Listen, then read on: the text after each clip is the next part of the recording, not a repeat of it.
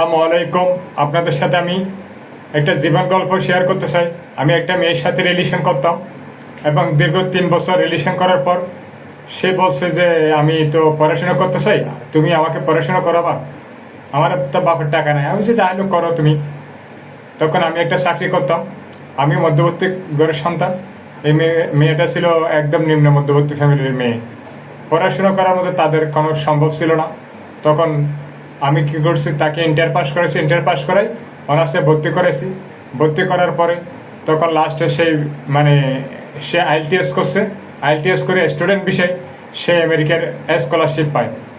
Scholarship এর যত টাকা খরচ হয় স্টুডেন্ট হিসেবে সব টাকাগুলো সব খরচগুলো আমি বহন করছি।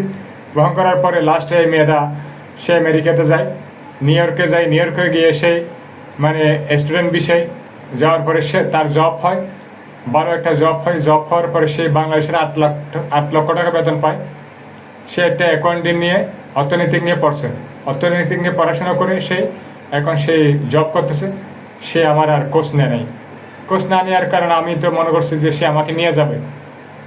লাস্টে কি করছে, সেই এখন চাকরি করে সে একজন প্রবাসী, বাঙালি প্রবাসীকে বিয়ে করে সে এখন ঘর সংসার করতেছে। তো দেখুন, মানুষ মানবতা হারাইলে যেরকম হয় আর কি। আপনারা বিচারটা আপনারা করুন।